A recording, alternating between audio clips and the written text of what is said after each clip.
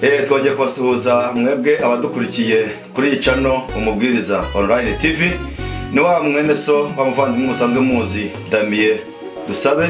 Nkaba nishimiye kuba ndi kumwe namwe nongeye kwakira umutumirwa. Nkaba ndi kumwe n'umutumirwa hano ariko turaza kugerageza kuvuga igiswahili kuko nirwo rurimi akoresha. Ntabwo biraza gutorohera ariko muratwihanganira. Nyuma nagira ngo mwakire kuri channel yanyu kandi yacu babwira ngo aho muri hiye no hino mukomere, aho bitameze neza mwihangane, aho bimeze neza mushimire Uwiteka kuko Uwiteka ari we ugira neza. Ntacyo ufite wakora kugira ngo ugure ubuzima, aho ubuzima bwose niyo yacu yose tubihabwa n'Uwiteka. Yari iminsi yari kirekire twishimiye kwakira uyu mutumirwa kuri uyu munsi. Maze twihanganira tukoresha igiswahili, abatumva igiswahili mwihangane, turagerageza. Tunashukuru kwa siku ya leo kwa kuwa tunapokea mgeni kabisa. Tunapokea karibu channel yetu inaitwa Umubwiriza Online TV. Karibuni sana na tunakukaribisha kupokea nyumbani kwetu. Karibu. Ndio, asante mtumishi wa Mungu Damien kwa hatua zote ambazo umezichukua kwa kuweza kunikaribisha kwenye hii TV ya Umubwiriza. Na samani pia kwa kuzungumza lugha bado sijajua vizuri, lakini ninaamini ya kwamba watu wataendelea kunihurumia kidogo. Na nimeshukuru kwa kipindi hiki ambacho tunakiingia. Mungu awabariki nyote kwa nyinyi ambao mtakao tusikiliza, na mbariki ndugu yangu pamoja na familia yake yote ambao walinikaribisha nyumbani kwao, na Mungu awabariki. Asante. Amen. Ndugu Mashimango, tunakukaribisha tena, karibuni. Na tena tunakushukuru sana. Tunawaza juu kwa mtumishi wa Mungu pia. Mbele tuanze mazungumzo yetu, unaweza kutia maombi. Tunaomba kusudi hii kao yetu iweze kusaidia na kuwa na mafaa gani kwa watu watakayo kufuata. Ndio. Asante sana. Tuombe. Baba Mungu, tunakushukuru Bwana wetu Yesu Kristo kwa upendo na neema yako na kwa yale yote ambao umetutendea katika maisha yetu. Jina lako lipewe sifa milele na milele. Amena. Pia Mungu tunakushukuru Bwana Yesu kwa sababu kuishi kwetu ni kwa sababu yako, na wewe ndiye umetufanya Bwana tuendelee kuishi kwa neema yako. Basi Baba, tujalie katika hatua zote tutakazozipitia. Ninaamini na kutambua na kujua ya kwamba watu wengi wanatufuata kwa muda kama huu. Tunaomba Baba uwabariki, wajalie katika safari hii ngumu ambayo inahitaji Baba kuamini kikamilifu. Basi tawala mioyo yetu, utusaidie Baba tukuishie wewe na kutembea kulingana mapenzi ya neno lako. Jalia kila ndugu na dada ulimwenguni kote mahali wanapokuwa Baba uwabariki. Bariki pia Israeli taifa lako. Bariki pia na bibi harusi mahali popote anapokuwa. Amen. Bariki wa ndugu na wadada ulimwenguni kote. Tunakushukuru Bwana wetu Yesu Kristo kwa kuwa wewe ni mwema. Baba, tunakuomba utuwezeshe mahali ambapo Baba tutakuwa tumepambana na vita vikali vya ulimwengu, utushindie Kristo. Basi Mungu wetu tusaidie tuendelee kukuamini kikamilifu. Ondoa madhaifu ndani yetu, ondoa mapungufu yote ndani yetu. Utupatie ujasiri na hekima na busara na nguvu ya kutumikia kikamilifu. Tunaomba haya machache mjina la Bwana wetu Yesu Kristo aliye mwamba na mwokozi wetu. Amen. Amen. Amen. Amen. Tena tunawakaribisha nyinyi watazamaji kwa mtandao huyu kusikia tunataka kuzungumza na ndugu. Ilikuwa ni masiku, lakini hii lengo letu ni kusudi tuzungumuze maneno anayofuatana na uzima au na uhai wa Kikristo, kusudi watu wenye kutufuata waelewe, wajue tunaongea nini, lengo letu ni ipi, tunatokea wapi, mwisho tutafikia wapi. Lakini ndugu, nataka ni kuulize kusudi ujiambie watu wenye wanakufuata, watu wenye wanatufuata. Hapa tunafuatiliwa na watu wengi sana. Nataka uwaambie huyu mgeni au huyu mtu wetu tunakaribisha siku ya leo, habitakuwa rahisi kuongea Swahili, lakini najua mtusamehe, msitucheke. Banasema imihini misha itana mabavu, lakini tutajaribu kwa hiyo. So unaweza kuambia wao, ukajiambia watu wewe uko mtu gani, jina lako, mwanaume, uko kijana, uko mtu gani? Ndio, kwanza ninashukuru Mungu kwa upendo na neema yake kwa kupata na nafasi hii. Mimi naitwa kwa jina la Alexander Mashimango. Ninakaa hapa Louisville, Kentucky, na mimi ni mtumishi wa Mungu. Nina assembly hapa ambayo inaitwa Louisville Tabernacle Church. Inapatikana hapa Louisville, Kentucky. Na pia tunakuwa na miaka ya kutosha hapa, inakuwa ni miaka 5 tangu ile assembly ilifunguliwa, na tunaendelea na huduma kwa sababu tulipokea neno la wakati, na hili neno linatufaa kweli kweli kutusaidia katika safari hii. Ndio maana nashukuru sana kwa wote ambao wanaotutazamia. Wakati huu ni wakati mgumu ambao unahitaji kuendelea kujitoa tu katika maisha, na hapa kwenye nipo naendelea katika kazi yangu ya huduma hii, na tunaendelea kumshukuru Mungu kwa sababu sisi kama wandugu tunakutanana kwa wakati mmoja, tunazungumza mawili ama matatu, na hii muda sio muda wa kupoteza, ni muda wa kujitoa kabisa kabisa katika hatua zote ambazo tunaendelea kuzifaa. Na maisha ya hapa Marekani ni magumu sana. Ukristo pamoja na wajibu ya familia iko ngumu, lakini Mungu ametusaidia, tulifika hapa na tunaendelea kujitoa kwa sababu nafasi ya kwanza tumempatia Mungu. Kwa hiyo tunatarajia wote wengi ambao wanaweza wakaje hapa nao wachukue hiyo hatua ya kuweza kumpatia kwanza Mungu maisha yao, wampatie Mungu na nafasi ya kwanza, na mengine baraka utayapata tu. Kwa hiyo tunawakaribisha na hatua zingine.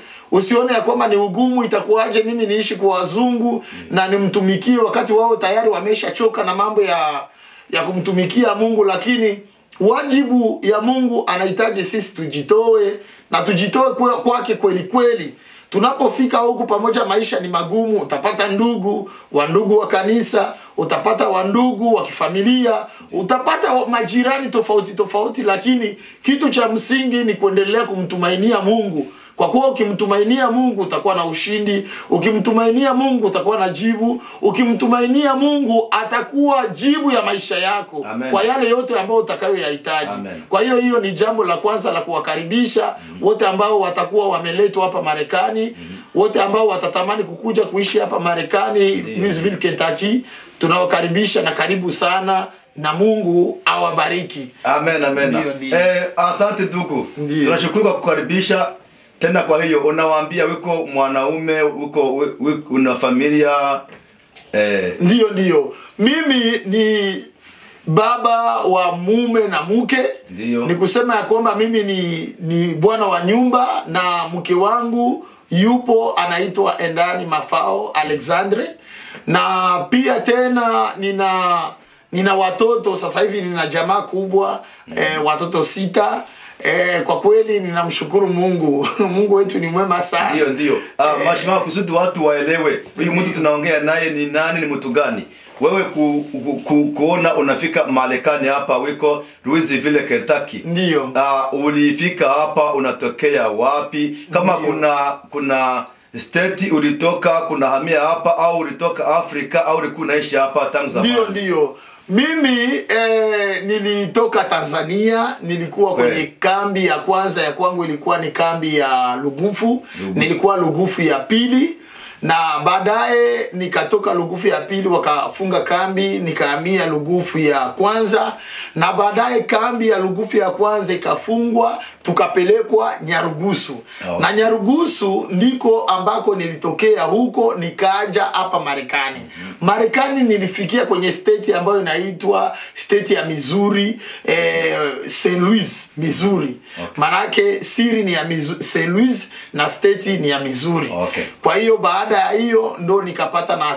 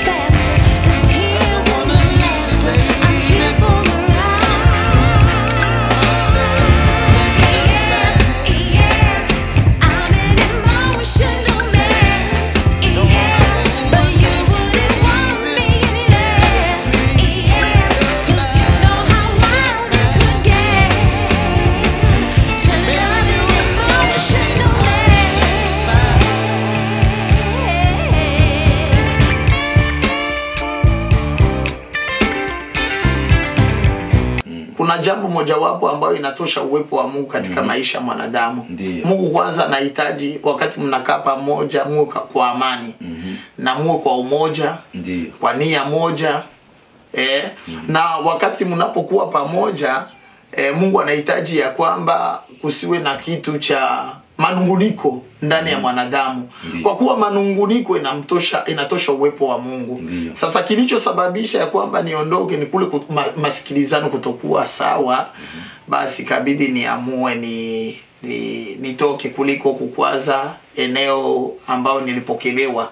Na wakati unapopokelewa pale unakuwa uko na mwangaza fulani wa kuweza kuitoa kwa ajili ya kuboresha mambo. Lakini wakati ile mwangaza unaitoa haipati na nafasi. Sasa unakuja kukutanisha sasa kuliko kupata na nafasi inakuwa kikwazo kwa wengine. Ikabidi niamue kuwaachia amani ile kwa kuliko kuvutana na watu. Ndio, wewe unasema hutaki kuvutana na watu, hutaki kukoshesha watu salama.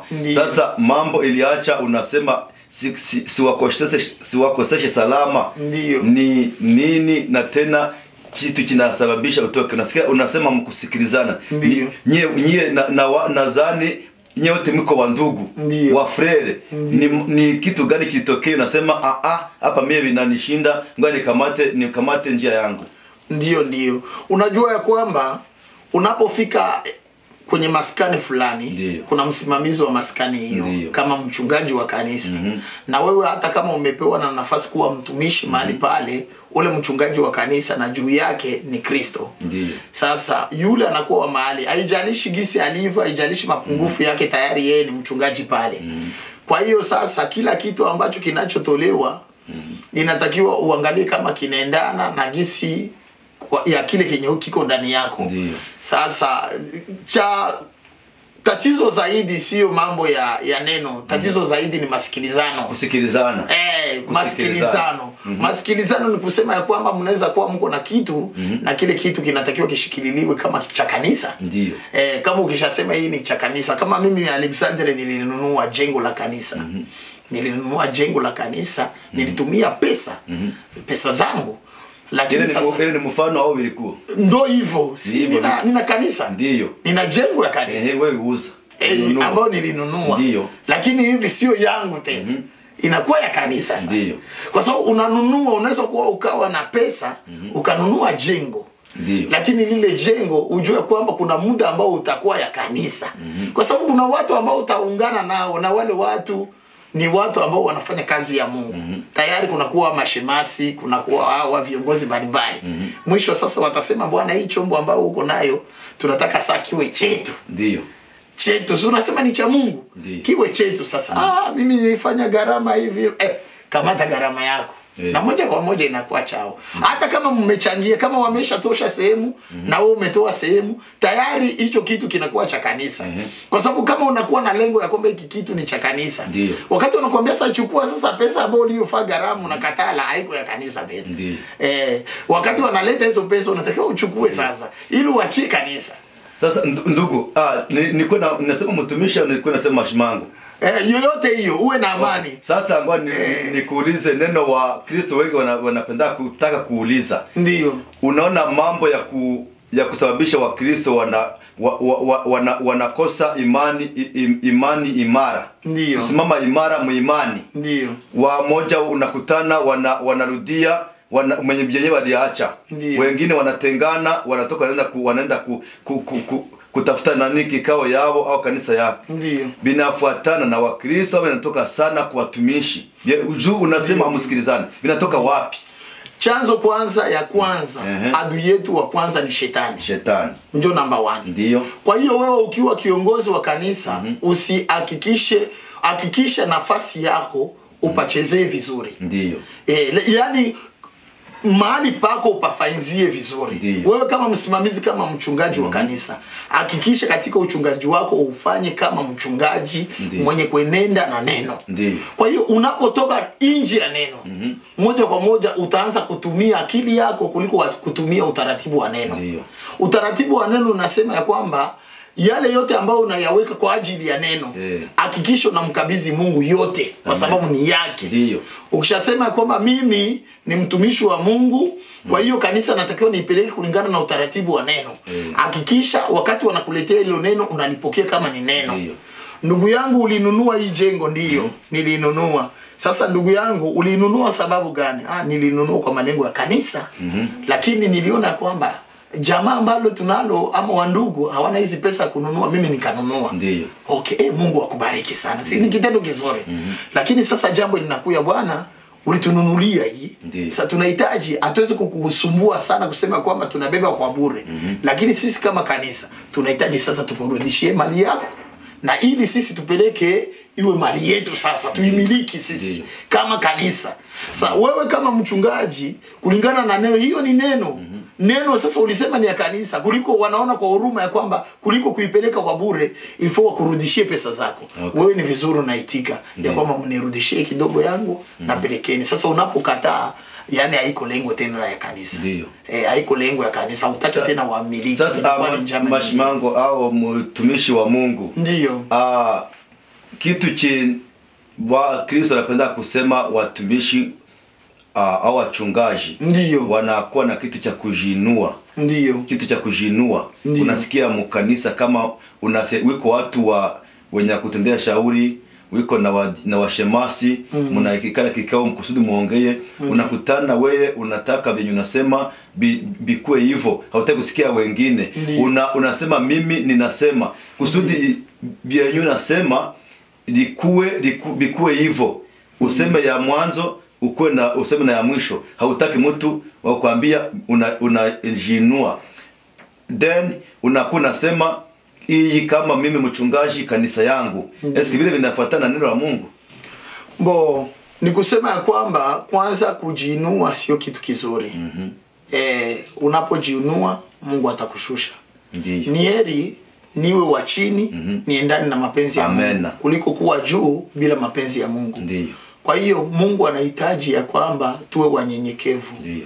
Manake ukiwa mnyenyekevu, hata kama uko mchungaji, unatakiwa ukoseolewe na viongozi wengine ambao wana wazee wa kanisa. Sasa wale wazee wa kanisa ndio wenye wanakushikililia. Unaona wakikuacha sonono unaanguka. Kwa hiyo mmoja anakamata hapa, mwingine hapa, wanakufaa wewe imara. Sasa wewe kama uko mtumishi wa Mungu, kwanza unapokosa na nafasi ya kujitambua, itakuwa ni shida katika safari. Manake wewe mtumishi wa kanisa ama mchungaji wa kanisa, ni vizuri sana kuwa mnyenyekevu. Kuwa na unyenyekevu, kuwa msikivu mzuri, na pia kuwa muamuaji mzuri. Katika kusema useme kidogo, na katika maamuzi yako uamue kidogo. Kwa sababu kuna mambo ambayo unaweza ukayasema unayapendelea wewe katika moyo wako, lakini hayaendani na neno. Hata kama roho yako ilikuwa inatamani ufanye hivyo, kwa kuwa hayaendani na neno, unahitaji uumie wewe ili neno lipate nafasi. Ni kusema ya kwamba kama wewe ni mtumishi wa Mungu, hauwezi kuwa na maamuzi yoyote ile ya mwisho kwa kanisa. Hapana. Unatakiwa kubalance. Maana kukamata yale ambayo unayoyazungumzia, kuyaweka katika kipimo cha kuangalia kama haya ninapoyaamua, je, yatakuwa mazuri? Kitu chochote ambacho hamkubaliane au wawili watatu wanaenda kombo na hayo, hata kama ulikuwa unatamani uyafai, usiyafai wewe kama mtumishi. Paulo anaongea vizuri sana. Ndio maana ndugu, nilikutumia kusudi tuongee. Nilikuwa na kuelewa tangu zamani unaongea na ginzi ulikuwa na hubiri. Mimi nasema kwa nini hii vitu kabisa vinakuwa kila mara watu wanatengana, vitu havikuwe vizuri. Lakini mie chenye kinaacha na kutumia au na kualika kusudi tufanye kikao tuongee kwa mtandao, ni kusudi tuambie watu ukweli, watu waelewe kwenye wanaelekea, wanatoka wapi, wanaenda wapi. Sasa mimi nataka nikuulize, na tena nisoma neno la Mungu. Na neno la Mungu nasema kama uko mtu mwenye unakosa, unahitaji kuonyewa. Sasa mtumishi, cha kwanza, nisikie vizuri. Ndio. Cha kwanza, anaweza kukosa, anaweza kufanya kosa. Kama anafanya kosa, kweli mtumishi wanaweza wakamuonya Au mtu anaweza kuwa Mkristo wa chini, niseme vile kusudi watu wasikie. Unakuwa Mkristo, unampatia shauri, unaweza muonya. Ile mambo nasikiaje? Ndio. Kwanza nitakupatia mfano mimi kwa assembly ambayo tunakusanyika eko. Ilifikia na wakati nikasema jambo fulani na hilo jambo wenzangu hawakuiona mzuri. Pale nilimaliza tu, nikaona kama ni kawaida. Baadaye nikaitishwa kwenye kikao, wakaniambia ndugu, angalia 1 2 3 au kuisema mzuri pale. Haikuonyesha mzuri. Unaweza kutosha jambo na hilo jambo linakuwa kama vile labda linaonyesha kama huyu mtu sio mzuri ama kitendo fulani, jambo kama hiyo.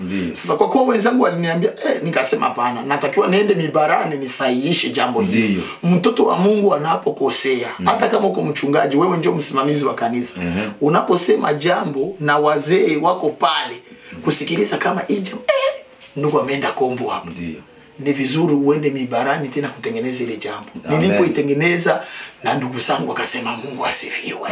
Kwa hiyo kutengeneza, hakuna yeyote ambaye hawezi kosa kutengeneza.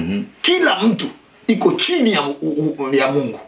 Kwa hiyo mimi nahitaji kutengeneza, ikibidi kutengeneza natengeneza. Wewe mtumishi wa Mungu wenye unatosha neno, na wewe unahitaji awe shemasi, kila mtu anapokosea anatengeneza. Kwa hiyo matengenezo ndiyo masahihisho ya safari. Kwa hiyo kama hauna na nafasi ya kutengeneza, wewe hatuko pamoja. Hatuko pamoja kabisa. Sasa mimi nakusikia wewe mnyenyekevu kabisa. Juu unasema hakuna mtu mwenye anayekosa kukosa. Na tena kama banakuonesha kosa lako, kutengeneza ndio kitu muhimu.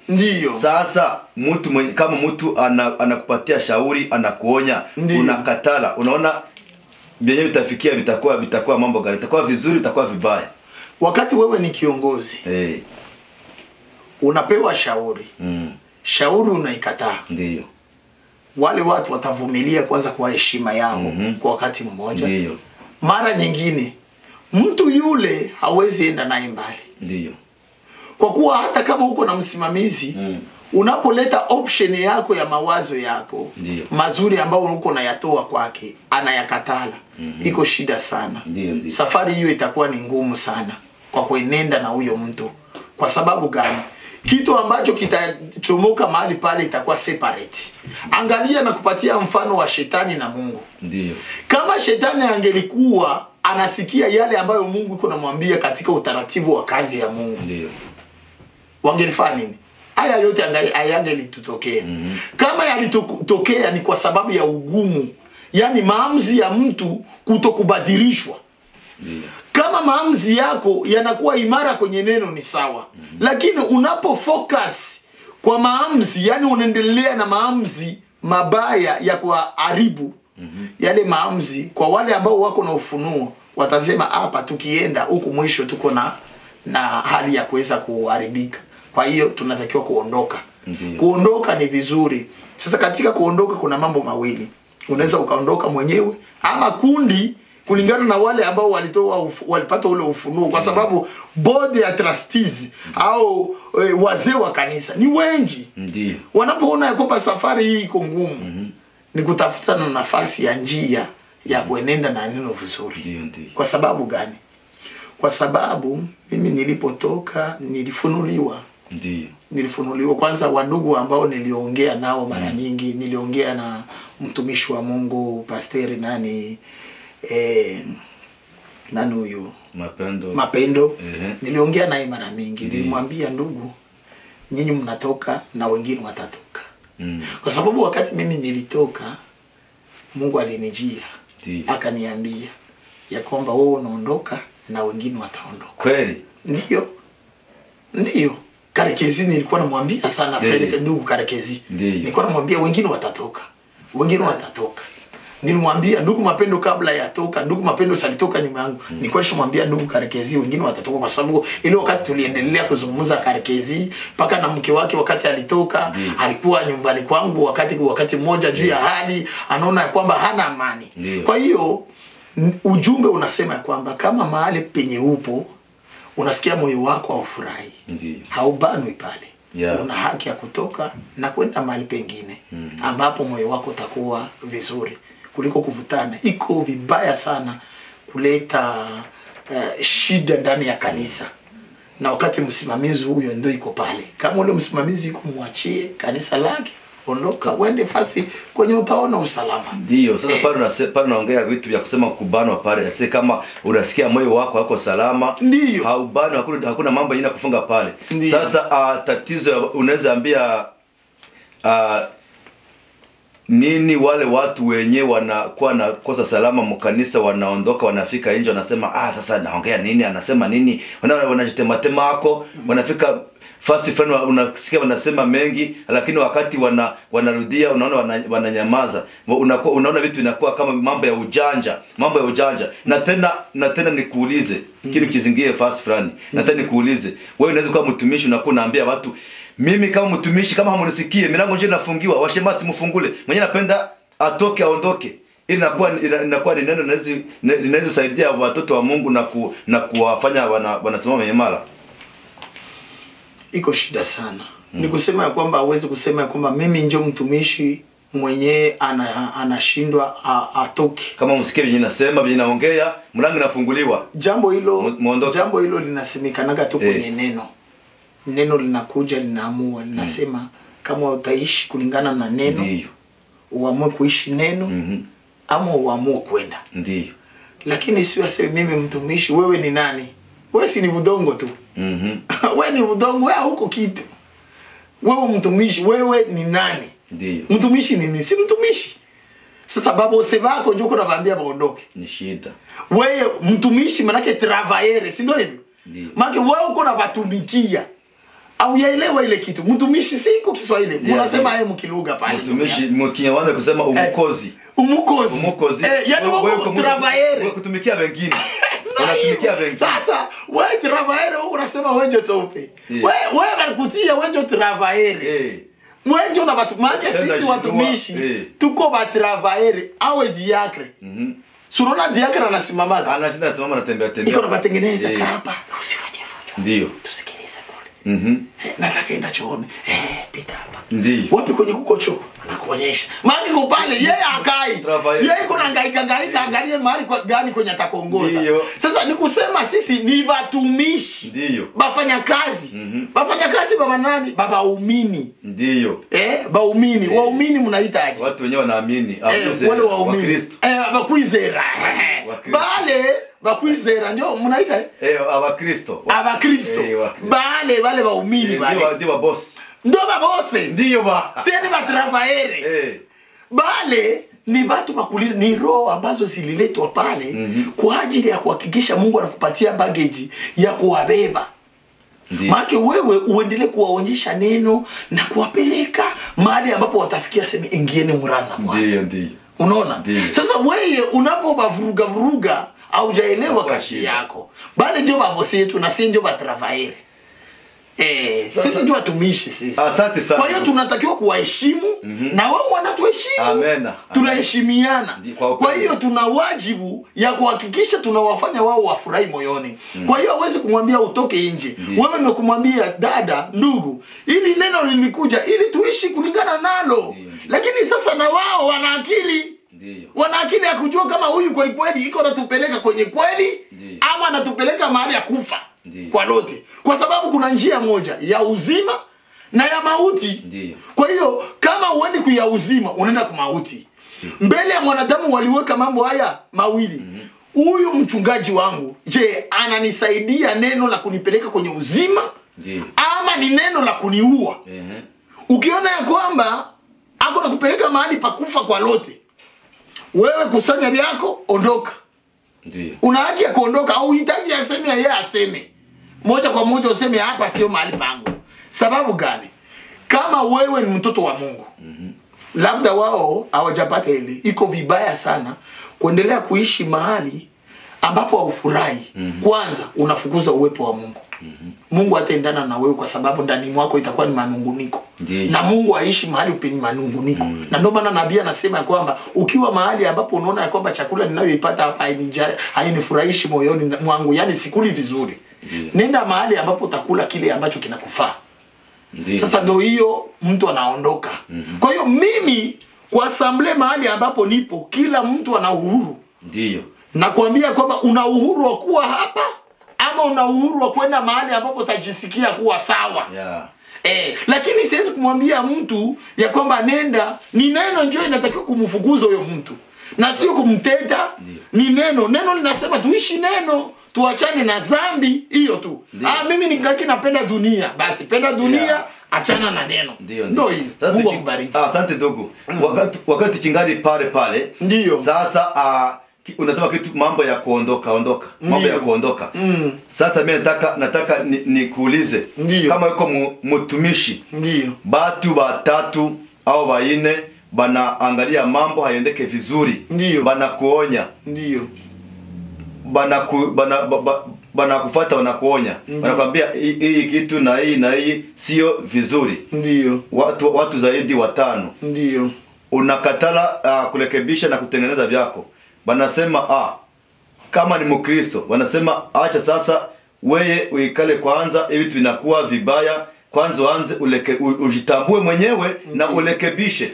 Unaamua wewe shida ni yako, watu wangapi wote wanakuikalia na unajua watu 3, 4, 5 siyo kama nezi kuya ni watu ba Kristo tena wanatumika na wewe, wanakuja kwa ajili ya bure. Unakatala kuwasikia, unasikia kama kuondoka ndo uamuzi wako. Ndio. Na tena neno la Mungu linasema mtoto wa Mungu kama ni neno ni lake atavumilia mpaka. Sasa wewe unachagua au unaamua kuondoka. Unasikia shida na kuwa ya watu wenyewe walikutembelea wanakuonya au shida na kuwa ya mtu mwenye akutosikia. Ndio. Kama vile gisi nilivyosema mwanzoni, mchungaji ni mchungaji wa kanisa. Lakini kama unapokuwa mchungaji ni kujitambua ya kwamba wewe ni mtumishi kama watumishi wengine. Ndio. Kuna wakati unaweza ukakosea kama mchungaji wa kanisa. Na wanakuja kukushauria kwamba kulingana na hali kuwa mbaya unatakiwa upumzike kwanza. Na wewe ndio mchungaji. Na wewe unaangalia kweli kabisa hali ambayo nipo, acha kwanza nisimame. Au unaweza kuomba msamaha, kuambia Bwana mnisamehe, nitajaribu kuenda sawa na neno. Nimekosea hapa, kwa hiyo tutengeneze. Ndio mtumishi mzuri. Huyo mtu wakati anaondoka bila kusikia maamuzi ya wengine, anatakiwa aende kusoma utaratibu wa kanisa.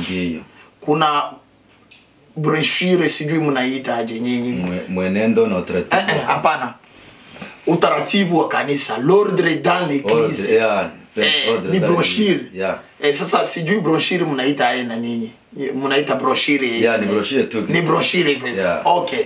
Brochure ya ordre dans l'église. Na biko nasema kwamba kama Pastor Neville hapa anapoenda kinyume na neno na anakosea kwa ajili ya kazi ya Mungu. Nina nafasi ya kumsimamisha. Na mtumishi yeyote yule ambaye anaenda kinyume na utaratibu, anaendelea kuvuruga kazi ya Mungu, ana haki ya kusimamishwa. Kwa hiyo mchungaji anaweza kasimamishwa. Sasa ndio sababu ya wale wazee wa kanisa wanamheshimu kama mchungaji. Shida sasa watumishi lakini wanaweza kumsimamisha. Shida si kusema maneno. Shida watumishi mwe hamutaki kusikia.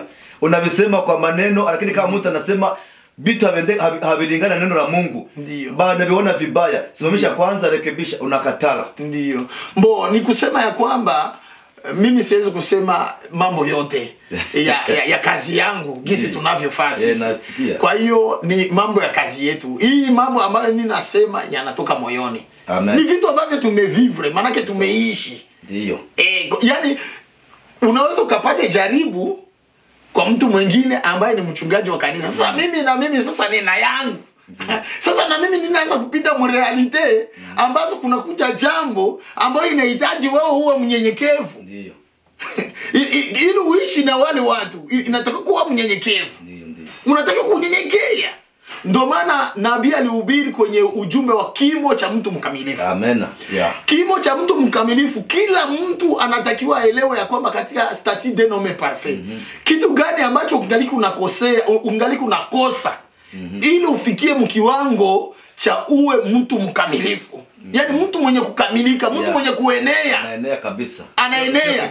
Utokea kutanisha kwamba katika maisha ungaliki unapungukiwa na moja, mwingine ni 2, mwingine ni 3. Unaona? Mwingine sijui ni ameshajaa yeye wote kobie kamilifu, maana ukigusa huku iko. Ukigusa huku iko sawa. Kuna mwingine yeye hata moya. Kuna mwingine yeye njoo angaliki anaanza, angaliki anazaliwa mara ya pili. Angaliki na imani. Mwingine angaliki na nguvu tu. Mwingine angaliki na utu wema. Kusema ya kwamba kila mwanadamu utakiwa kutanisha ambayo ni mtoto wa Mungu, unakutanisha napungukiwa na neno. Kitu kimoja. Sasa kama unapungukiwa na kile kitu kimoja, ni vizuri ujitahidi kabisa umuombe Mungu akusaidie ile kitu itoke. Kwa sababu hiyo kitu inaweza kukusababishia ukose mbingu. Labda hauna uvumilivu. Labda hauna upendo. Labda ndani yako upendo, ule upendo wa kindugu hauna. Maana unakutanisha ya kwamba nguvu hauna. Ni mtumishi wa Mungu lakini hana nguvu ya uponyaji. Ile nguvu ya kupambana na jaribu. Ndio unakutanisha ni mtumishi wa Mungu lakini hako na kadogo huko. Hako na pawili hata hapa. Na mimi ni mtumishi wa Mungu. Yaani ile imani hana. Sasa unakutanisha ya kwamba kama ukikosewa na kitu moja, ni kufocus kumuomba Mungu akusaidie ile kitu itoke. Kimo cha mtu mkamilifu, ili tukamilishwe inatakiwa tuende katika hatua. Sasa zile hatua zote mpaka upate Roho Mtakatifu, ni vizuri ukiangalia ile yote utakiwa kuona mimi ningaliki nakosa upendo siyakuwa nao. Mimi ningaliki nakosa imani yangu iko ya kusuasua. Mara ninaamini, mara kutokuamini kunajizirisha. Mimi ndani mwangu naona sina uvumilivu. Mimi ndani mwangu sina kiasi. Maana utakutanisha tu mwa hizo zote, ukiangalia tu ule mtu moja kwa moja, huyu mtu angaliki anakosewa na hiki. Ile kimo cha mtu mkamilifu ndio kwenye kuko profondere ya Kristo pale. Ba ile kabisa wa Galatia. Unaona? Yaani ile pale ndio kwenye kuko mambo pale. Ukisha kuwa mtumishi wa Mungu mchungaji, hauna uvumilivu. Utapata mtumishi mwenye iko mkali. Utapata mtumishi mwenye atafanya au muumini mwenye atafanya vitu vyenye hata hautapenda. Yani inatakiwa kuwa mvumilivu. Umvumilivu ujue kama ni kondoo. Utapata wazee ambao ni wazee wenye wako imara na neno. Wao ulishaenda kombo wanakuambia bwana, kulingana na neno unatakiwa utengeneze hii mambo. Usipotengeneza wataendana na wewe. Sasa kwa hiyo unapokuwa mvumilivu, Roho ya Mungu inakuja ndani mwako nasema tengeneza hii jambo. Bila Mungu mie tu. Unaangalia kwanza hii kanisa mimi ni franga zangu. Ni kweli franga ni zako. Me sasa ulisema ni ya Mungu. Ulisema ni ya Mungu, ndio maana hapa watu huko nabo hapa. Ulisema kama ungelisema hii sio kanisa, abangelikuwi. Lakini ulisema ni kanisa. Okay, kwa kuwa ni kanisa hata kama nitosha pesa zangu, watakwambia siku moja itafika tu. Watakwambia bwana, tunahitaji tulipe hii pesa yetu ili iwe yetu. Ili kwa kuwa ukisema ni yako, bakikwambia kwamba makosa yako inakuwa mingi, pumzika kwanza. Mimi sitaki, hii ni yangu. Muondoke kama mtondoka. Ni makosa. Uvumilivu, unyenyekevu. Ni heri niache hiyo kanisa kuliko kumkosa Mungu. Asante sana ndugu.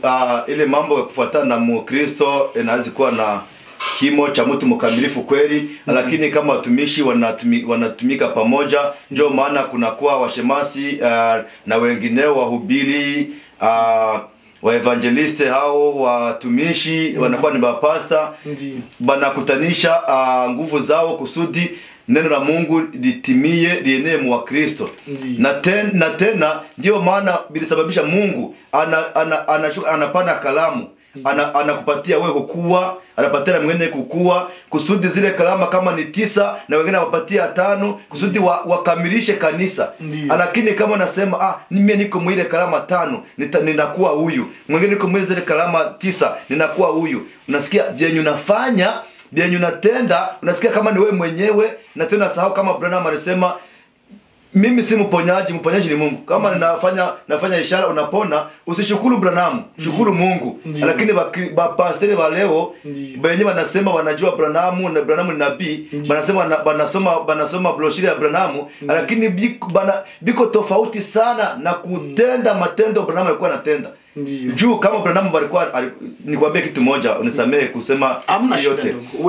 Unasikia Branham alikuwa anaombea mtu, hakupokea malipo yoyote kusudi yeye anafanya ishara. Nasema wewe wenda ukamshukuru Mungu. Lakini mpastori wa leo kama anaombea mtu, anaona mtu anapona, anamwambia nipatie malipo. Na tena mtu anakuja analeta malipo, inakuwa kama iliguzi kusudi umsaidie kwa swali lake. Na tena ni Mungu mwenyewe anashughulika na kazi yake. Unakutana kweli, mimi batumishi au wapastori wanisamee kuwasikia kwa sana. Juu mie miaka ninaamini na waga na kitu cha navunjika moyo sana.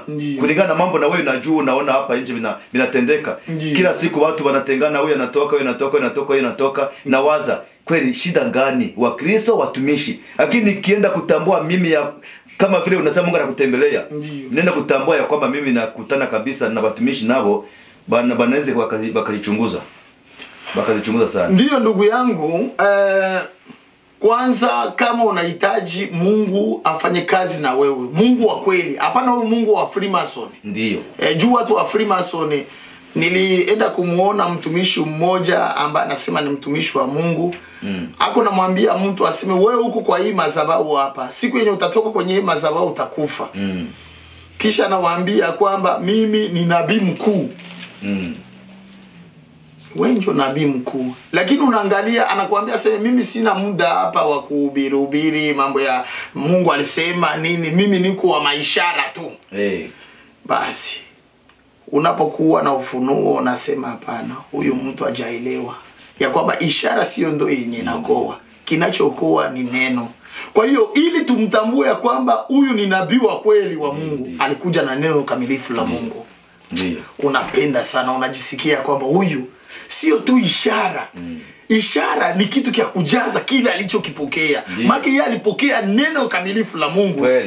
Ile neno linazaa ishara. Kwa hiyo katika huduma zote na karama zote ambazo mwanadamu anaweza akayapate, karama haina majuto, lakini Mungu anakupatia yale karama kwa ajili ya kushindikiza kile ulichokipokea. Na ukiangalia kwenye madhehebu watu wana makarama, lakini neno la kweli unakutanisha hawana nalo tena, kwa kuwa neno wamesha litupililia. Sasa kama Mungu anakupatia karama ya uponyaji, ni vizuri sana ufanye kwa bure, kwa kuwa Mungu alikupatia kwa bure. Nikikumbuka mimi nilikuwa niko Missouri. Missouri nilifanya kazi ya Mungu kule. Na aliyefanya ishara na maajabu yote yaliyotendeka kule ni Mungu.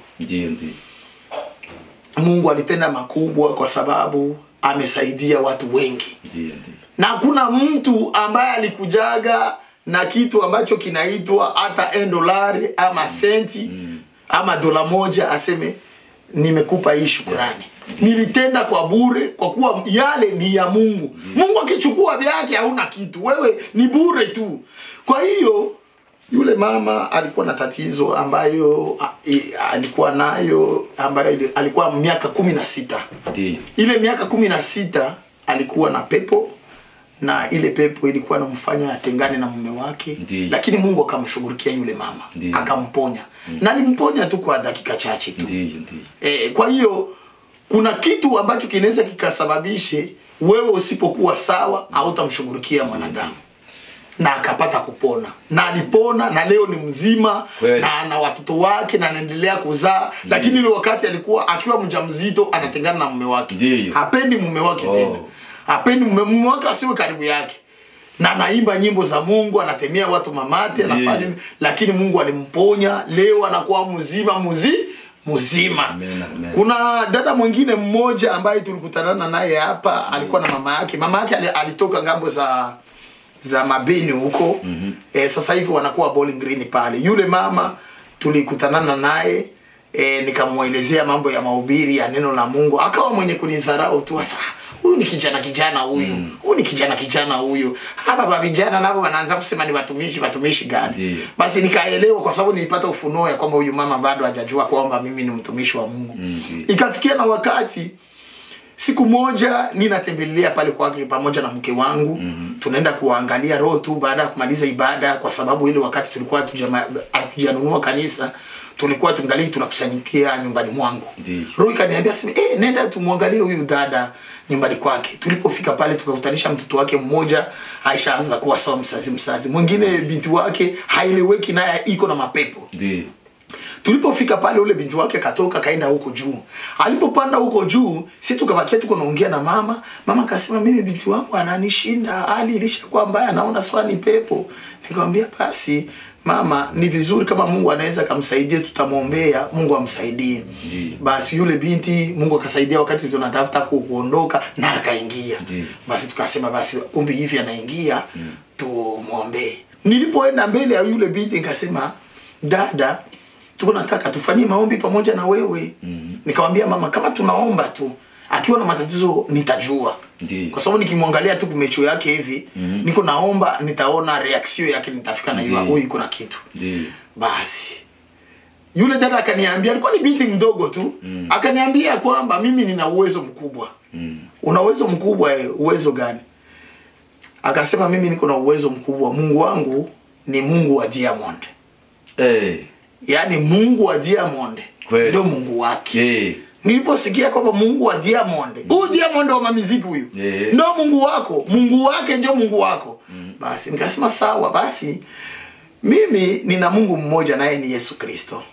Sasa kama wewe unasema Mungu wako ni wa Diamond, basi acha tuombe. Wewe utakuwa naomba ule Mungu wa Diamond na mimi nitakuwa namuomba Yesu Kristo. Akasema sawa. Tukaanza kuomba. Kutafuta kuanza kuomba hivi, mke wangu akafunuliwa ya kwamba inatakiwa tuimbe nyimbo ya wokovu. Kama nambari 21 hivi, nyimbo ya wokovu ya Kiswahili. Kama sidanganyiki. Tukaimba hiyo nyimbo. Imba, iko sawa tu. Tukaimba tukamaliza. Baadaye sasa nikamwalika, baba, ninahitaji mapenzi yako yatimie. Huyu dada anataka aonyeshe kipimo cha wewe Mungu wa kweli na huyo Mungu wa Bali ambaye ni Mungu wa Diamond. Ninakuhitaji Kristo, uwe mahali hapa. Bila wewe siwezi nikafanya kitu. Mimi ni mtu tu wa dhambi. Nahitaji wewe mponyaji mkuu, tenda kazi yako. Nikaona yule dada anaanza kuniogopa. Sasa alikuwa ananiambia yeye yuko na uwezo mkubwa. Nikaona anaanza rudi nyuma na mimi nikambana kwa mikono tu. Tuombe. Tuendelee kuomba. Yaani sielewi kama mimi nimebadilika ama aje. Isipokuwa niliona ni Mungu amefika sasa kufanya kazi. Na yule dada ni mzima, sasa hivi iko mzima hapa. Mzima kabisa. Na ile pepo iliondoka lote. Kwa hiyo kama wewe uko mtumishi wa Mungu, mpe kwanza Kristo na nafasi ya kwanza. Bila yeye hawezi kufanya jambo lolote. Na pia Mungu anahitaji unyenyekevu. Kama Musa, safari hiyo kuimaliza ni kwa sababu gani? Ilifika na wakati anasema, hii maji ambayo mmeipata kwenye mwamba huu ni mimi na Haruni tunawapa. Kwa sababu wewe na Haruni haiko tena mimi.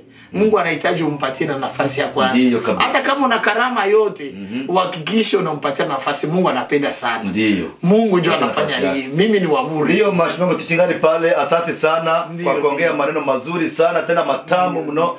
So nataka ni kuulize, nakumbuka wakati tulikuwa mahali fulani. Tulikuwa mpari au nani?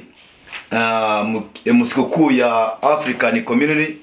Pale niliona walisimamisha watu wakubwa, sikumbuka walikusimamisha mcheo gani au watu gani. Nataka kuniambie pale kuna simamia kitu gani, bilikuwa je? Okay, pale nilikuwa msimamizi wa familia tu. Familia ya from Africa au familia yako? Hapana, familia ya kabila yangu. Msimamizi wa nyumba ya familia yangu. Ndiyo. Pale ulikuwa mkubwa unasimamia kabila ya nyumba au ya familia? Ya familia. Ndiyo. Njoo nasimamia, njoo maana nisimama pale. Sawa, nakumbuka vijuu tulikuwa hapa naona banaita watu wenyewe wanasimamia kama ni mambo fulani, makabila, makanisa, nini. Wanakusimamisha. Njoo maana nilikuwa nataka nielewe. Kulikuwa viongozi ambao walikuwa pale nao ni wanasimamia tu familia. Ilikuwa siku ya African Community. Watu wenyewe walitoka Afrika, tulichakuwa wengi kabisa hapa Ruva, na wenyewe Mungu atajalia kabisa mkuje mko wengi. Ndiyo. Sawa, asante ndugu sana, nashukuru sana kwa kitu kile kilichokuwa. Ndio maana nilikualika kusudi tuongee. Tunaongea mambo tena mazuri. Lakini nilikuwa nataka nikuulize neno lenyewe na kusaidia ndani ya Biblia, kama unaelewa mstari, kama uelewa, lakini unajua unasema hii mstari au hii neno inanipa nguvu, ninasimama imara ndani ya kanisa au ndani ya neno. Ile neno inaweza kuwa linasemaje? Neno ambayo linahitajika katika maisha ya mwanadamu ni unyenyekevu. Bila kuwa na unyenyekevu na upendo iko shida sana. Nataka unielewe vizuri mambo na akose swali yangu nakuwa rudilia tena. Inakuwa maskini. Maskini. Mimi nikufuata mzuri jinsi rudilia. Nikupatie mfano kusudi nisikie. Mimi nikisoma Zaburi 42 mstari wa kwanza. Inasema Mungu, najua kama wewe uko muweza yote. Ndiyo. Wiko muweza yote. Ndiyo. Hakuna mtu mwenye anaweza, kama wewe uko mtu wa ishara au kama Mungu alikupatia kitu utakuwa kitu fulani. Hakuna mtu anaweza kazuia mapenzi na mambo ya Mungu. Mungu, najua wewe uko muweza yote. Ndiyo. Sasa ile neno linanipa nguvu, na tena neno linaandikwa kama hapa ni Waebrania 6:19. Inasema matumaini inakuwa ya kupatia nguvu, kama vile mtu wa kutembeza bwato au sio unasema safina. Mtu mwenye anatembeza safina, mtumbu anakuwa na kitu cha kusoza. Kile sasa sisi kwa sisi matumaini njoo ile. Ndiyo. Nanga inatupatia kusimama imara neno la Mungu. Ndiyo. Sasa njoo nataka nikuulize, we neno linakuacha unakuwa nguvu ndani ya neno. Nasema banaweza wakanikata shingo, siwezi toka ndani hii neno. Ile neno ni neno ipi, inasemaje? Yaani mafasirio yako inanichanganya lakini nitajaribu. Nikusema ya kwamba neno ambalo linanitia nguvu ni hili neno ambalo tulilolipewa kutoka kwa mjumbe na kutoka kwa Mungu. Kwa sababu mjumbe, nabii wa Mungu, alitumwa akatuletea neno kamilifu lake. Tuna wajibu moja wapo ya kuliishi lile neno. Na lile neno ninapolisikia linasaidia ndani ya moyo wangu. Ni kusema ya kwamba kwanza katika neno ni kukubali neno lenyewe. Kama watu wakubali neno na kuliishi, iko shida sana katika safari hii. Mumaisha, unajua maneno ni mengi sana. Unajua Biblia hii ni kubwa. Lakini hii Biblia makanisa mengi wanayasoma haya ya maandiko. Zaburi, somo la hivi. Bila kuwa na ufunuo iko shida katika safari hii. Kwanza uwe na ufunuo wa hili neno. Unapopata ufunuo wa hili neno, Mungu atakujalia uliishi sasa. Maana inakuwa ni nguvu. Kwa hiyo usipokuwa na nguvu ya kuweza kulitumikia hili neno, utakuwa mregevu. Na ukisha kuwa mregevu, hautamtumikia Mungu kama ipasavyo. Sasa kama vile jinsi nilivyokuelezea, kuna maneno ambayo yananifurahisha katika hii mezali. Ndiyo. Mezali. Soma. Sijui kama na wewe utasoma kwa kilugha pale. Na hiyo hii inatumika ngambo yote. Ndiyo. Mezali 3 kuanzia mstari wa kwanza na kushuka. Kuna nafasi kwenye nitaishia hapa. Ndiyo. Inasema, mwanangu, usisahau sheria yangu, bali moyo wako uzishike amri zangu. Nasema ni Mezali ngapi? Mezali 3. Ndio. Utapata kwa kilugha kule. Mstari wa kwanza. Ndio. Kunasema hivi. Mwana wanje ntukibagirwe ibyigisho byanjye, ahubwo umutima wawe ukomeze amategeko yanjye. Haleluya. Amen. Hii ni jambo la muhimu sana. Hakuna kitu kenye Mungu anakalaka napenda wakati mwanadamu anashika sheria. Wewe si ni baba hapa. Na uko na kijana wako hapa. Na una mke wako. Kama unatosha sheria hapa. Na ile sheria wao wasitembelee. Utaona kama vile wanakudesobeire, sawa? Wote manake hata ubaba kila mtoto atakuwa na kuangalia yeye. Anasema ni baba yetu. Hatuwezi kutii yake. Si unaonekana wa ovyo. Ndivyo ilivyo. Mungu anampenda mwanadamu mwenye kushika sheria yake. Anasema mwanangu, usisahau sheria yangu. Usisahau. Yuko kwa mtu mwenye anakalaka na sahabu sheria ambayo Mungu aliitoa kwake. Kisha nasema bali moyo wako uzishike amri yangu. Moyo wako ushike amri. Ile amri ambayo Mungu alitoa ya neno lake. Shika hayo. Ya kwanza hiyo. Tunaenda kwa mbili. Rehema na kweli zisifarakane nawe. Rehema na kweli zisifarakane nawe. Ndugu umepata pale? Kuko biza ni mstari wa pili. Wa pili. Kuko bizakungura. Samani ndugu. Nilienda bali 10 nilienda kuya 3. Maana zitakuongezea wingi wa siku na miaka ya uzima na amani. Kuko bizakungura imyaka myinshi y'ubugingo bwawe, ukazarama ndetse ukagira n'amahoro. Amani. Unaona? Wakati unasoma pointi ya kwanza, Mungu anakuelezea ukishafanya hii jambo, unaenda bien. Ndiyo. Ya pili inakuja. Anakuambia ya kwamba maana zitakuongezea wingi wa siku. Kutii sheria. Hata watoto walisema umheshimu baba yako na mama yako. Sababu gani ni waheshimu? Ili siku zako zipate kuwa nyingi hapa duniani. Ndiyo kabisa. Na unapokuwa na siku nyingi hapa duniani pia na uzima wa milele ni wako. Kwa sababu uko na utiifu. Hakuna kitu kenye kinampendeza Mungu kama utiifu. Ndiyo. Angalia tushuke. Rehema na kweli zisifarakane nawe. Juu ya wanakuletea kweli, wewe unajifaa ngangari. Hautaki utiifu. Mwisho unaanza kufarakana na neno la Mungu kuliko kulitii. Ndiyo. Mambo itakuharibikia. Kama ukikuwa na utiifu, anasema ya kwamba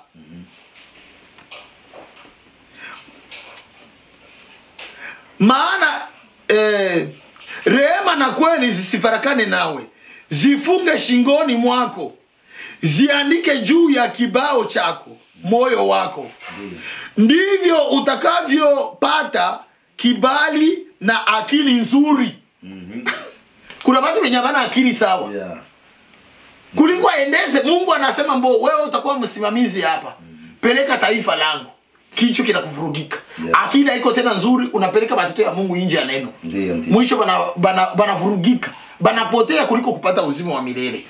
Hapa sasa wanasema zifunge shingoni mwako. Ya 3 hiyo, ziandike juu ya kibao cha moyo wako. Ndivyo utakavyopata kibali na akili nzuri mbele za Mungu na mbele za mwanadamu. Amen. Anasema eti ubyambare mu ijosi, ubyandike ku nkingi z'umutima wawe. Nibwo uzagira umugisha n'ubwenge nyakuri mu maso y'Imana n'abantu. Ya 4. Ndiyo. Ndivyo utakavyopata kibali na akili nzuri mbele za Mungu na mbele ya wanadamu. Ya 5. Mtumainie Bwana kwa moyo wako wote. Wala usizitegemee akili zako mwenyewe. Wiringire Uwiteka n'umutima wawe wose, we kwishingikiriza ku buhanga bwawe, uhore umwemera mu migendere yawe yose, nawe azajya akuyobora inzira unyuramo. Ni tofauti na haya madogo ambayo unayo. Yes. Samani ndugu, nishuke hapa tena. Ulishasoma pale? Ya 5. Yeah. Anasema, katika njia zako zote mukiri yeye, naye atayanyosha mapito yako. Ya 7. Usiwe mwenye hekima machoni pako, mche Bwana ukajiepushe na uovu. Ni wishimire ubwenge bwawe, uje wubaha Uwiteka kandi uve mu byaha.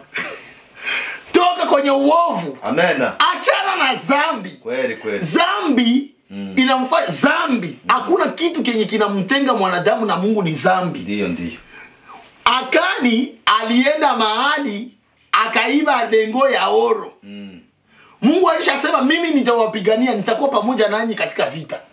Yeye akaingiza zambi. Alipoingiza zambi ndani ya kambi, moja kwa moja uwepo wa Mungu unafanya nini? Unaondoka. Ndio.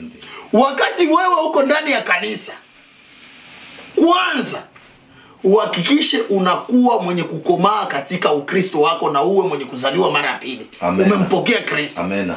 Kwa sababu utakuwa unatambua neno la kweli na neno lisilo la kweli, kwa kuwa ndani yako mna ufunuo. Ndio. Kwa hiyo wewe unapokuwa Mkristo utajua ya kwamba unapokuwa mahali ambapo ujisikie vizuri na unaendelea kudumu pale, kwanza hautakuwa na Mungu.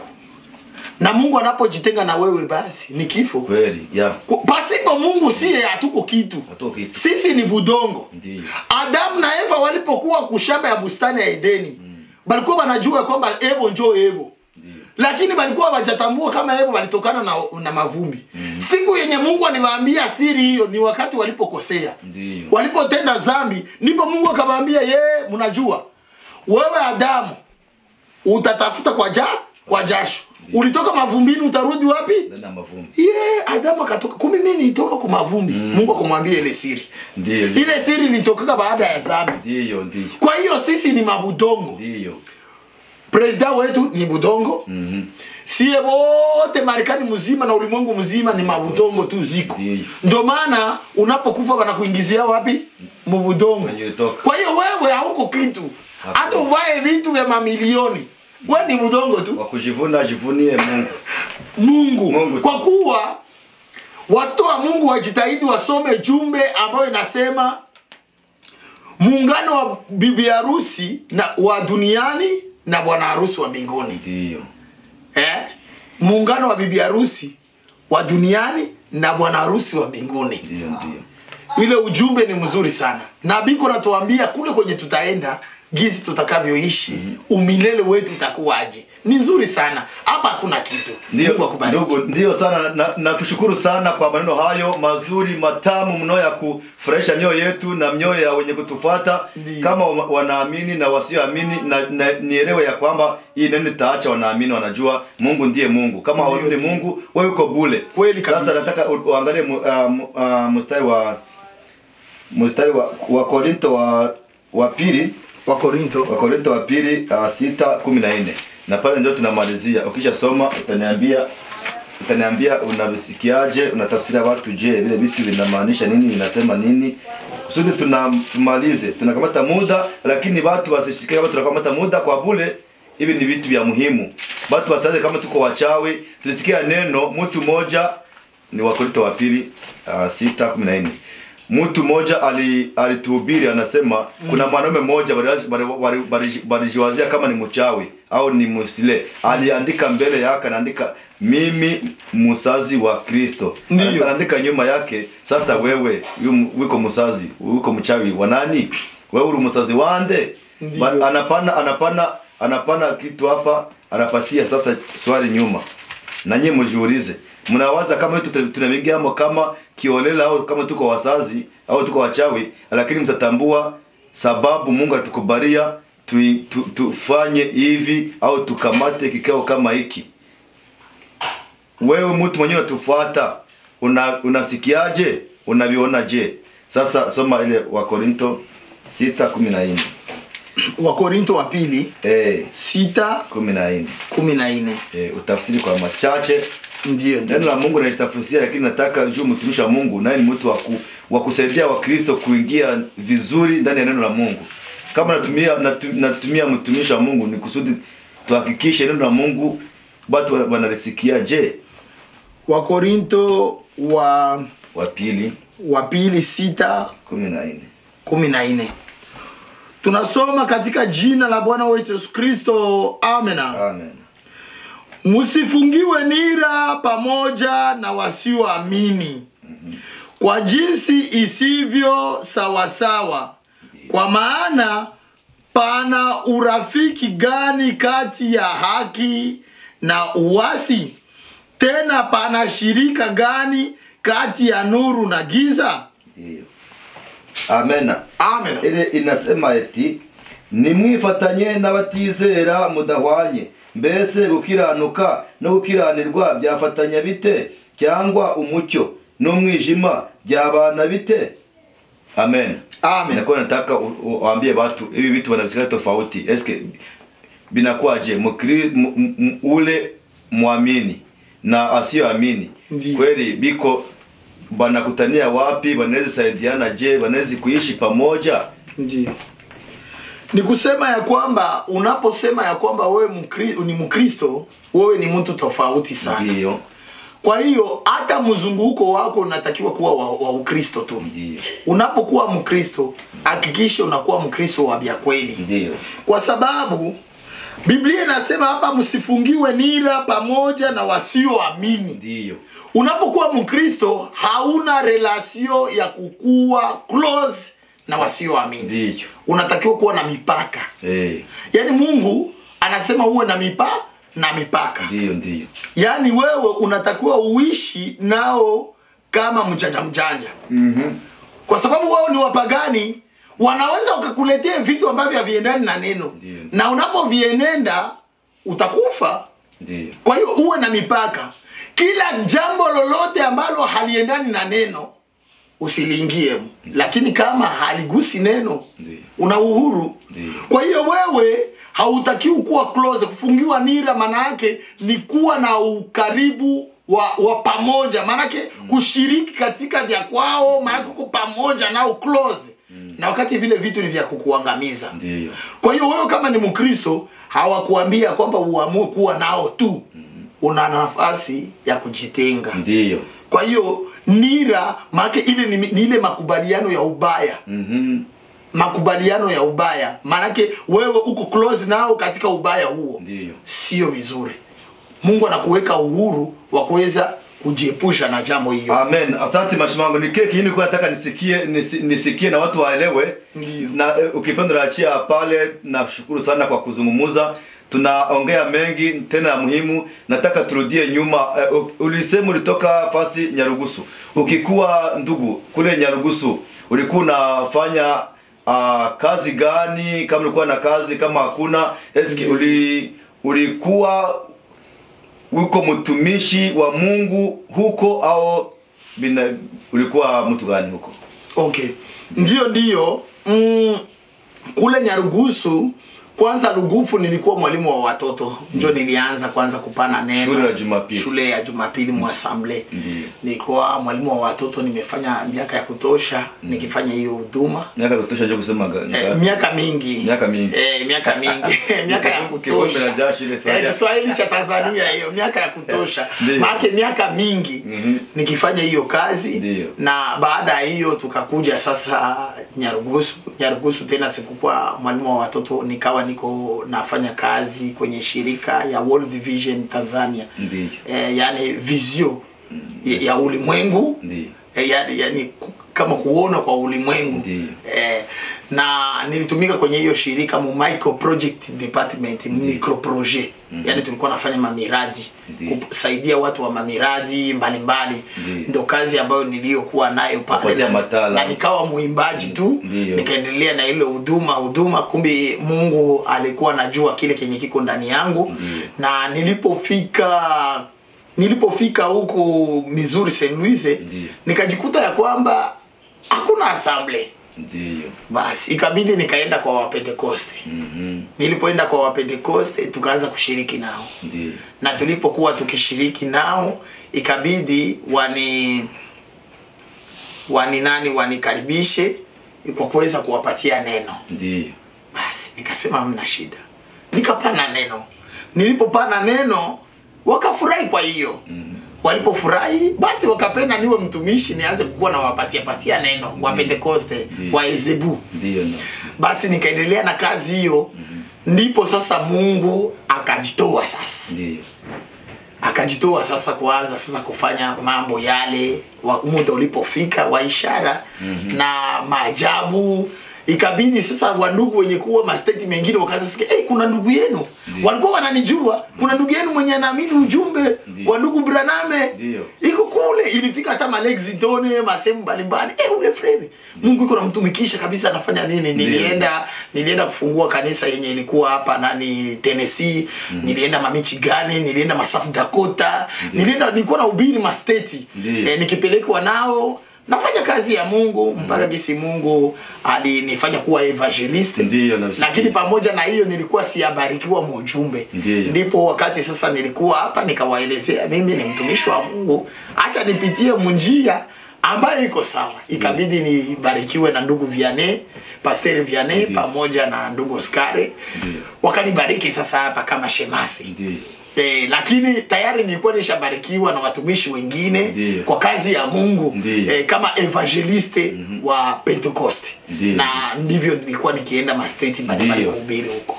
Ndio, sawa ndugu, asante Mashimango, evangeliste, mtumishi wa Mungu. Na kushukuru sana. Na wakati tulifika kule tulienda pamoja, nilifika huko nasikia kabisa watu wanapana ushuhuda, Mashimanga nakuja, Mashimanga nakuja. Naona kabisa pale uliishi vizuri na watu, uko na ushuhuda wa mzuri sana. Sasa ukifika Amerikani hapa niko nataka tuseme tuko na malizia kikao yetu. Ukifika pale bilikuwa rahisi kwako mara ya kwanza ufika Amerika, huje kutembeza mambo mbalimbali, unaona vitu vilikuwa rahisi?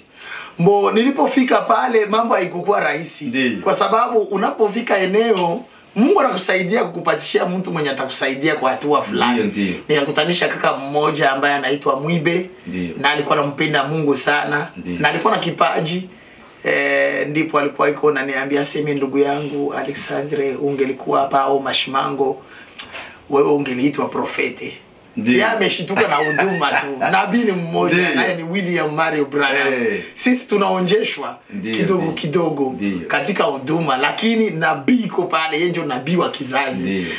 Kwa hiyo yule kaka ametusaidia muda mrefu sana, amenisaidia mambo mengi sana. Niliishi pale, akanisaidia kwenda sokoni, kwenda huku, akanionyesha kazi na kuaga hivi, vitu gani. Akanisaidia, nilisaidiwa na watu. Kwa hiyo unapofika unasaidiwa na watu ambao umewakuta pale. Na mimi sasa hivi nasaidia wengine. Kama vile na mimi walinisaidia. Nikusema ya kwamba wewe ukisaidia mtu, usiseme ya kwamba wewe ndio top the top. Na wewe ulipokuja ulisaidiwa. Kwa hiyo kusaidia ni kwa kawaida tu. Unasaidia kwa moyo mwema, na hauwezi kusema kwamba kama mimi niliwasaidia mungelikuwa hivi. Hapana. Sasa kama na mimi ningelisema hawa na mimi nilisaidia hawangelikuwa hivi. Sasa tunaenda wapi? Kwa hiyo ni kusaidiana. Walinisaidia kabisa na ninaendelea kushukuru. Kama mtu anakusaidia unashukuru. Hapa akaniitisha kwenye kazi ya Mungu, na mshukuru kwa yale aliyoyafanya. Kwa hiyo haijamaanisha nikose kumshukuru. Nimemshukuru ndugu. Mungu akubariki, ulinisaidia nikafika na tukafanya kazi na wewe, na pia sasa hivi nakuwa na langu jengo na wewe unaendelea na lako. Mambo yako tu sawa. Mambo yako sawa. Na tuko na amani nawe, tukikutana tunafurahi. Ndugu, Mungu akubariki. Amen. Atabisikia na zana tufuata kama nafsi yetu vile tunafuata kanisa Living Christian Church, sasa tunawafuata saa moja na Kigali tunawafuata. Sisi tunapenda kusikia neno la Mungu, ujumbe yote kama inatuelekeza kwa neno la Mungu, tunawasikiliza kabisa. Wasiwazie hatukuikala hapa kusudi kwa kusema mtu au kusema mambo fulani. Tunasema mambo kusudi iweze kusaidia wanaotufuatilia, kusudi waelewe kile kitu kinachofanyika ulimwengu nzima. Juu hii nani inafika ulimwengu kwenye unaweza ubiri hapa, watu hapa wanakusikia wanakuangalia, lakini ukikala hapo na ubiri ulimwengu nzima wote wanakufuata. Wote wanakufuata, nasema kwa Mashimango ni mtu huyu na huyu hakuacha kazi ya Mungu, ilikuwa ni masiku tuko na shauku yako ya kukuona ukusikia. Sasa hivi tunakuona na tunakusikia, watu wanafurahi. Ndio maana sasa hivi tunasalimia watu wa Nyarugusu na watu watoka kama kale ni nguvu Lugufu wote wako huko. Mungu awabariki sana. Wote tunawasalimia sana na Mungu awabariki. Waendelee na kazi ya Mungu. Na watu wa Saint Louis pale Missouri tunawasalimia wote kwa Pastor Tito, Mungu awabariki. Na watu wote huko Luvo na mke wa mchungaji Salvatore ambaye alituacha. Mungu awabariki. Wote tunasema Mungu awabariki. Mashimango Kigali ule wewe. Sasa nilikuwa nikuulize, nyuma ya kukuwa mtumishi na neno la Mungu hapa Louisville unatumika kazi gani? Ndio mimi hapa nafanya kazi miwili. Nafanya kazi ya kwanza, kazi yangu ambayo nimefanya miaka mingi. Sasa hivi hapa niko mkubwa, niko chef kwenye shule, niko leader, yani mimi niko ninafaa supervisor wa usiku kwenye usafi. Manake niko custodio, wanaita custodio. Natumika kwenye mashule ya serikali hapa Louisville, Kentucky. Niko ku Thomas Jefferson Middle School pale ndio kwenye ninatumika, na mimi ndio mkubwa pale wa usiku. Wiko unatumika usiku, wiko mkubwa, wale watu wenyewe wanafanya usafi. Ndio mimi na wasimamia, manake kuko maflow tofauti. Mimi ndio chef wa pale wa usiku. Ndio. Mungu alishakujalia kabisa, anafanya mtumishi, unasikia neno la Mungu, tena baada ya ile anakufanya mkubwa na kuwa muongozi wa kuongoza watu hapa Amerika. Ndio, na pia tena ninafanya kazi ya kulinda wazee, kuwafaizia kazi kama ya dada yetu Jackie. Ndio. Kuna mtu ambaye ninaye mchunga. Ile ni kazi yangu ingine ya pili, na mimi ndio chef wa vyote. Uko na pesa nyingi, uko na pesa kabisa, na tumia kazi ya mzuri. Uko na pesa nyingi kabisa. Mungu atatupatia. Pole ukishakuwa na Mungu yote jaribu haikose, lakini vita vikosi. Na vita hivyo vinapokuja tumefungwa nira na Kristo. Sisi hatuwezi kosa jaribu. Na wakati walio tutangulia nao walipata jaribu. Yesu Kristo alipata jaribu. Nabii mpaka alikuwa anasema mimi wanasema niko shetani. Mimi ni kishetani ndio kinanitumikia. Anaanza kulia, mara sema mimi sipendi tena hii huduma. Kwa sababu gani? Ya huyo Mungu. Kwa hiyo jaribu hazikosi, lakini Mungu anatuhimiza tena kutushindia, ndio maana anatupa ile nguvu ya kuwa wavumilivu katika kazi na katika hatua mbalimbali. Jaribu zipo. Kwa hiyo adui yetu ni mmoja, ni shetani. Isipokuwa shetani hawezi kufanya kazi pasipo mwanadamu. Kwa hiyo ana maagent, anaweza katumia mwanadamu kwa kuvuruga, anaweza katumia mtu awaye yeyote, kila kitu. Kwa hiyo tumupende Mungu na tupatie nguvu ya kushinda huyu ibilisi. Hiyo tu. Asante sana Mashimango, na kushukuru sana, Kama kuna kitu chengine unataka waambie watu, unaweza kawaambia, tunamaliza. Ndio, mimi nimeshukuru sana kwa jambo ya mara ya kwanza. Nasema ndugu yangu mtumishi wa Mungu Damien, Mungu akubariki. Amen. Umeni surprise, kwanza sikukuwa hata na mpango huu mkubwa, lakini uliniita twase ndugu tufanye hivi, nikasema ndugu nataka nimpate, kuna mambo mazuri anataka kwangu. Kwa hiyo Mungu akubariki ndugu. Amen. Nimefurahi sana. Na Mungu awabariki wote wasikilizaji mahali mulipo pote ulimwenguni, wenye kuwa Rwanda, wenye kuwa kwetu Kongo, wenye kuwa ulimwenguni kote, na hapa mahali kwenye tupo Marekani. Leo tuko Marekani.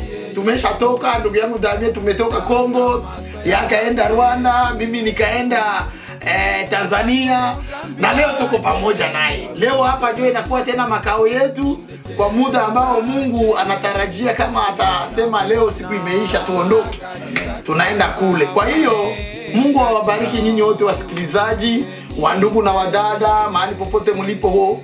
Mungu awabariki. Shalom, shalom.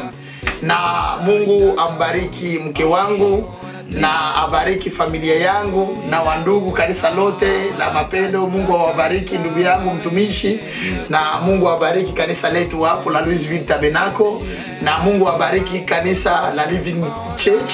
Mungu awabariki. Kitu ambacho naweza kusema tu, tuendelee kumpenda Mungu na kumuomba Mungu atusaidie kwa safari hii. Safari hii ni ngumu sana. Kwa hiyo bila msaada wa Mungu hatuwezi kushinda lolote. Tuendelee kuombeana na Mungu atusaidie katika safari hii. Tunakuwa wakati wa mwisho. Nabii alisema dalili zote ambazo ametuambia ziko naenda zinatimilika. Mungu atusaidie safari hii, tuwe pamoja naye. Hatuna nafasi ya kuweza kufanya jambo lolote isipokuwa ni kumwamini yeye, na yeye atutazame kwa macho yake ya huruma, atusaidie. Sisi ni binadamu, tunapopungukiwa na jambo moja atusaidie. Kila chochote ambacho ndugu yangu, dada yangu, unaweza kuwa umekosea ama umekosewa, Mungu akusaidie, akupatishie ile jambo ili upate kuingia. Shabaha yetu ni moja, kuingia na kuurithi ule ufalme wa milele. Mungu awabariki katika jina la Bwana Yesu Kristo. Amen. Amen. Tunashukuru sana. Na nyinyi mnatufuata tunawashukuru sana. Huyu mlikuwa mnasikia ni Mashimango, mtumishi wa Mungu, na mimi mwenyewe Damien. Tunashukuru sana kwa kutufuata. This is channel Umubwiriza Online TV. Mungu awabariki sana. Ngoja tuweze kuomba tukushukuru na kumalizia mazungumzo yetu. Tunakushukuru Mungu Mwenyezi wa neema. Tunakushukuru kwa kuwa ulikuwa nasi. Ulichunga mtumishi wako anaweza kututembelea, natembelea kwa imani na upendo. Tunakuomba Mungu umubariki na jina lako lipate kuhimidiwa leo hata milele. Amen. Tunashukuru wanaotufuata juu ya kikao na mazungumzo haya. Tunawaza kikao hiki na hii mazungumzo hakuna wenye itakwaza. Mungu na kuomba hii mazungumzo iweze kuwasaidia mahali popote wako, waweze kutufuata na kusikia. Tena wenye hawajabadilika bado uwawezeshe wabadilike, na wenye wanakujua waweze kutambua Mungu, uendelee kuwapatia nguvu na kuwapatia kuelewa zaidi. Tunakuomba yote na tunamalizia hapa. Tunajua tena mengi zaidi ya tunaomba yote ni katika jina la Yesu Kristo. Amen. Amen. Amen. Bye bye. Kweli.